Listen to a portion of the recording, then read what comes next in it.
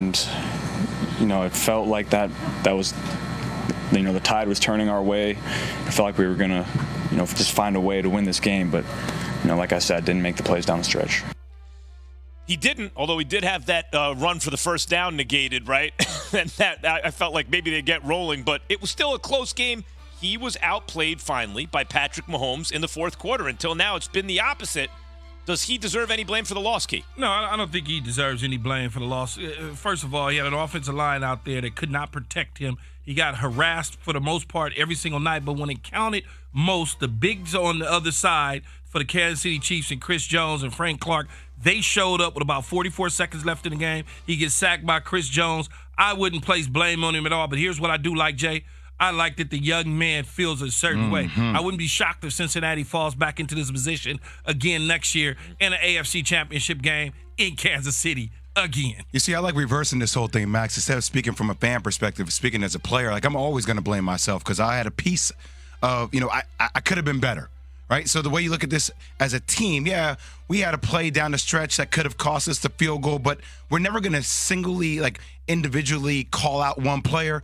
And as a quarterback of a team, the guy being who Joe Burrow is, of course you're going to have blame moving on because if you were to perform better, you guys would have won. They gotta buttress that offensive line a little bit, I think, in this draft. Well, they just did. They just did that. They just revamped it. And guys, nowadays an offensive line is like a pitching staff in baseball. You need 5 starters, and you need 3 dudes who can be versatile along the line, backing them up that are almost as good as starters. That's the NFL nowadays. Max, they still had a chance to win the game. They did. That game could have gone any way, like all the Chiefs-Bengals games. Could go either way. All right. The Bengals did a lot of trash talking, guys, heading into the game.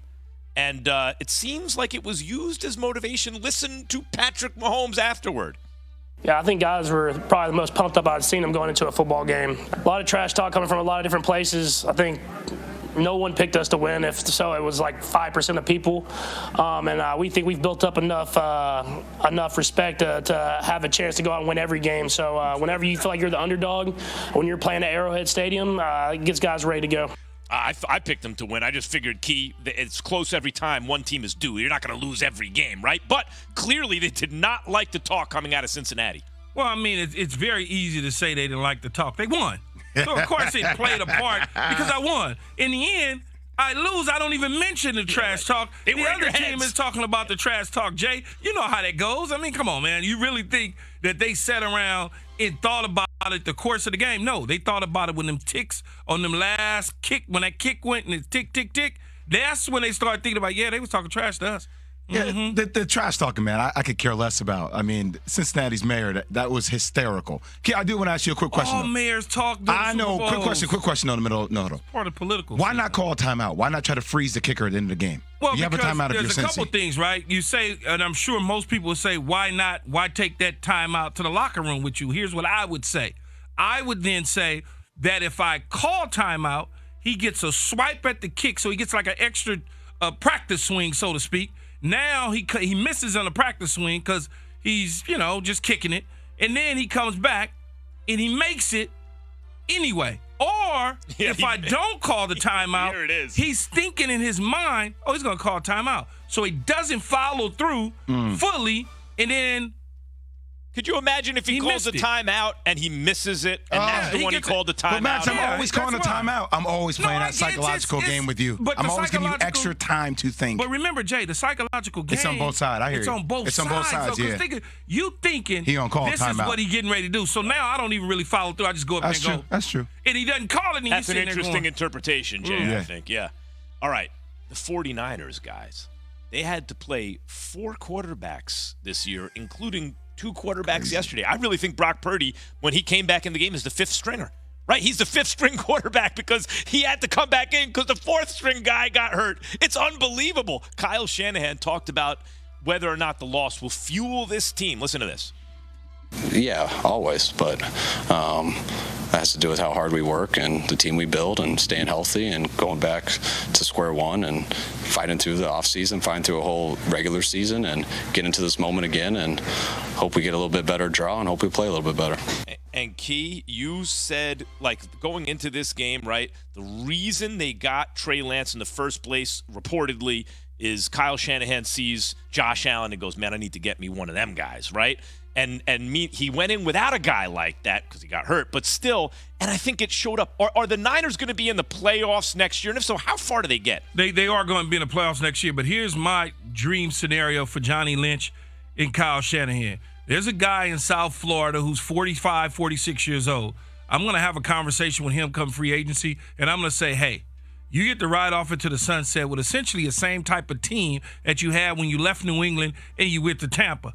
This is what I want you to do. I want you to come play for me in Tampa Bay, Tom. Tom Brady's his name. I got a stout defense. I got a running game. I got one of the most dynamic players in the National Football League on the offensive side of the ball in Christian McCaffrey and Deebo Samuel as number 2. We can upgrade 1 or 2 receiver positions. By the way, we got one of the top tight ends in Kittle. All I need you to do is teach Brock Purdy and Trey Lance how to play football. All I need you for is a year. I just need you for a year. You got the best left tackle in Trent Williams, so you know you're going to be protected. And guess what? Here's the caveat.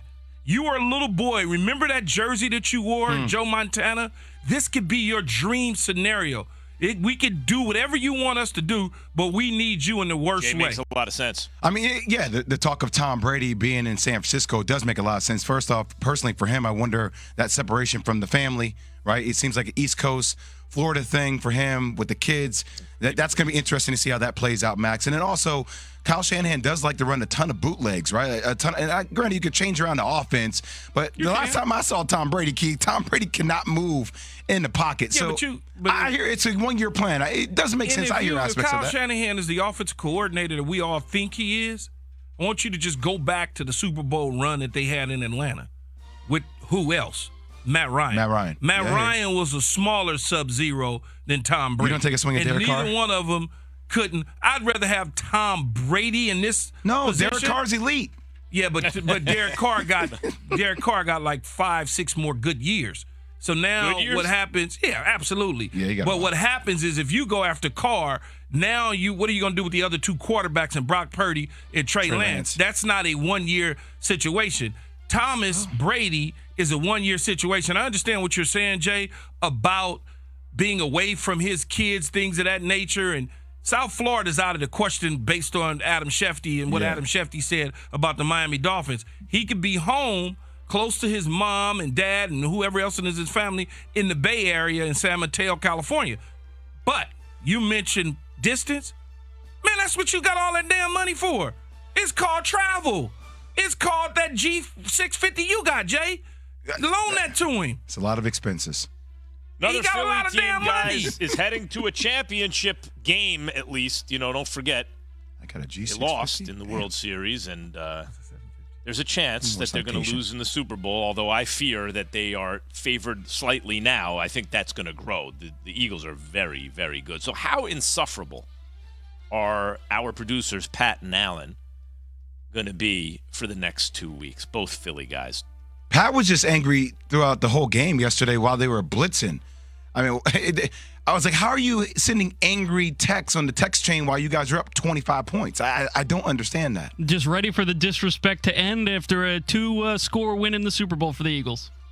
Could be. I mean, the Eagles. No, I don't know about no 2. I don't know. The Eagles are the Eagles are the most complete team in the NFL since the preseason, guys. They're not getting ready to run shop on Patrick Mahomes and company. Better offensive line. They got a better defensive line. They got a lot. Yeah, but they're not going to beat them by 2 touchdowns. They got the dude that's the cape man. And stop. This is why you get angry texts from me. Giving Devontae Why? Smith. Because they're not going to win by 2 touchdowns? I didn't say they wasn't going to win. I said by 2 touchdowns. Geez. I said by 2. That's part of. See, I'm rolling with Jalen Hurts and the Eagles, but that's the damn problem with you Eagle fans.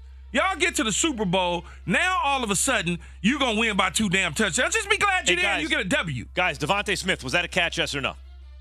What? What they call on the field. Exactly. Yeah.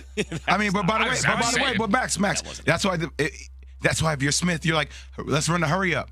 Like, you saw him, like, hurry up, let's go, because he knew what time it was, right? It would have been one of the greatest catches of all time if that was a clean catch. What you mean, one of? You think they're not going to show that in B-roll on Fox during the Super Bowl? Yeah, but it's just that it wasn't a catch. But anyway, it was a catch. They called it. They scored on the next couple plays. I know, but if you watch it again, it wasn't. Oh, God, the Super Bowl is all set.